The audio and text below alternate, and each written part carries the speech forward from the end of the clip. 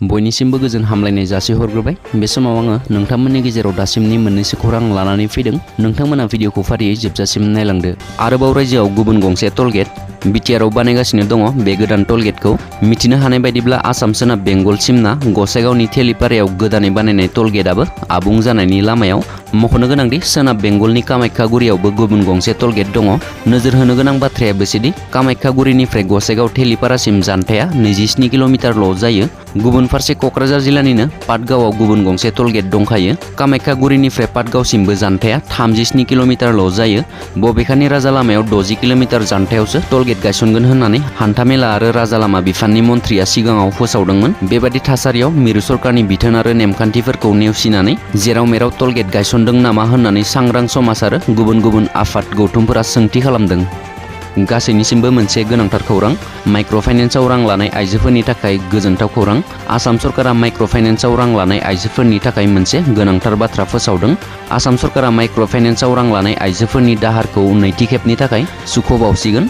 28 अक्ट'बरनिफ्राय सरकारा माइक्र' फाइनेन्सआव रां लानाय आइजोफोरनि दाहारखौ नैथि खेबनि थाखाय सुख'नानै होसिगोन। 28, 29 आरो 30 अक्ट'बर खालि माइक्र' फाइनेन्सआव रां लानाय आइजोफोरनो आसाम सरकारनिफ्राय रांनि चेक राननानै होगोन। बे बाथ्राखौ आसाम सरकारनिफ्रायनो फोसावनानै होदों।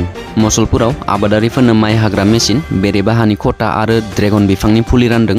बिटिआर सरकारनि आबाद बिफाननिफ्राय एफएमसि आफादनि आबादारिफोरनो माइ हाग्रा मेसिन, ड्रेगन बिफांनि फुलि आरो बेरे फिसिनायनि थाखाय खथा राननानै होदों। बे हाबाफारियाव बिटिआरनि आबाद बिफाननि मावफुं सोद्रोमा गणेशम दासआ बाहागो लानानै गावनि आखाइजोंनो आबादारिफोरनो राननानै होदों। दिल्लीयाव बम गावोब्ला 6 दान जोबथेसालियाव थानांनायनि साजा मोननांगोन। दिवालीखौ लानानै दिल्ली सरकारा मोनसे guideline फोसावदों।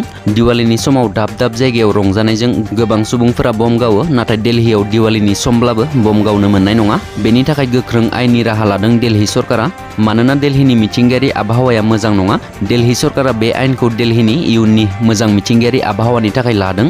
Delhi environment minister Gopal रायआ बुंदों, दिवालीनि समाव बम फाननाय बायनाय नुनो मोनोब्ला फानग्रानि हेंथायै आयेन बादियै गोख्रों राहा लानाय जागोन। फाननायनि साजा बादियै 3 बोसोर जोबथेसालियाव थानांनायनि साजा मोननांगोन आरो 5,000 रांबो जुरिमाना होनांगोन।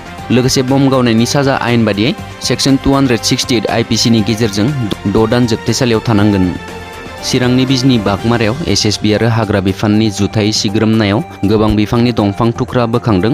आयेन बेरेखायै दोनथुमनाय दंफांनि थुख्राखौ बिजनी हाग्रा बिफाननि मावखुलिसिम लानानै फैयो हाग्रा बिफाना। बेनि सिगां बुधबारखालि मोनानि समावबो एसएसबि आरो हाग्रा बिफाननि जुथाइ सिग्रोमनायाव बिजनी माजराबारिनिफ्राय आयेन बेरेखायै फसंनाय दंफांनि मिलखौबो बोखांनो हाबावदों।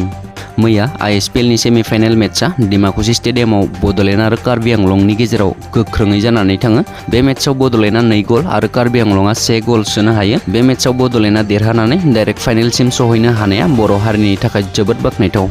भेक्सिन लानाय उनावनो जिउ गोमानांबाय सासे उन्दै गथ'आ। मरियानीआव भेक्सिन लानाय उनावनो सासे 2 दाननि उन्दै हिन्जावसा गथ'आ जिउ गोमायो। बे भेक्सिनखौ मरियानीनि रनखामनि गंसे सरकारि भेक्सिन शिबिराव होनाय जादोंमोन। थैनाय गथ'आ सेलेंसा बागिसानिमोन। परशुराम कर्मकार आरो देवरी कर्मकारनि फिसाजोआ भेक्सिन लानाय उनावनो देहाया लोरबां जालाङो आरो मोननैसो समनि उनावनो जिउबो गोमायो। दुखुथिया नखरनि गथ'नि जिउ गोमानायखौ लाना बिफाया बुङोदि भेक्सिनखौ थुनाय सिगाङाव गथ'आ मोजाङैनो दङमोन, नाथाय भेक्सिनखौ होनाय उनावसो गथ'नि जिउ गोमायो। मख'नो गोनांदि रायजोआव भेक्सिन लानायनि उनाव गथ'फोरनि जिउ गोमानायखौ गोबाङै नुनो मोन्दों। बरपेटायाव स्कुलनिफ्राय 8 थाखोनि फरायसुलिखौ लांनो फैनानै पुलिसनि जेयाव गोग्लैबाय 4 सेंग्राया। बरपेटायाव सोमजिदों बे सोमोनांथाव जाथाया। स्कुलनिफ्राय 4 सेंग्राया न'आव बिमाखौ लोमजादों होननानै सासे फरायसुलिखौ थगायनानै लांनो नागिरनायाव फोरोंगिरिफोरा बादा होनायजों लोगोसे पुलिसनोबो खौरां हरो। जाथायनि सायाव मोनथिनाय बायदिब्ला फोरोंगिरिखौ कल खालामनानै क्लास 8नि फरायसुलिखौ न'आव थिनहरनो खावलायो। नाथाय स्कुलनि फोरोंगिरिफोरा न'खरनि सुबुंखौ फैनानै लांफैनो थिननायाव दसे समनि उनावनो 4 सेंग्राया फरायसुलिखौ लांनो फरायसालिसिम फैयो। फरायसुलिखौबो ओंखारबोनाय नुना फोरोंगिरिया 4 सेंग्राफोरखौ लिंनानै लांनानै सोंख्ल'यो। गावनि थार सिनायथिखौ लाखुमाना 4 सेंग्राया गुबुन मुंजों सिनायथि होयो। जोबथियाव बाथ्रानि गेजेराव मिलायनाय मोनैयाव फरायसालिनि फोरोंगिरिफोरा पुलिसनिसिम खौरां हरो।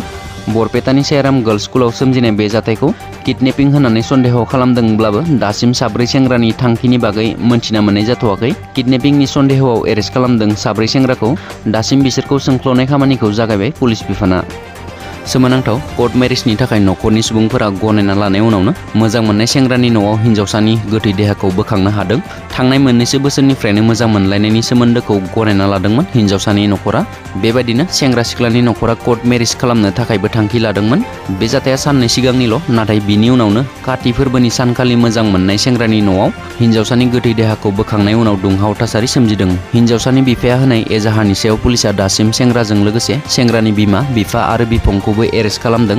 बे सोमोनांथाव जाथाया सोमजिदों कामरुप जिल्लानि सांसारियाव। मोनथिनो मोननाय बायदिब्ला सांसारि पुलिस थानानि बेन्दोङाव थानाय देवदुवारनि गिरिश कलितानि फिसाजो 22 बोसोर बैसोनि रिम्पि कलिता आरो सांसारि थेङाटलनि गणेश दासनि फिसाज्ला अंकुर दास होननानै मिथिना मोन्दों।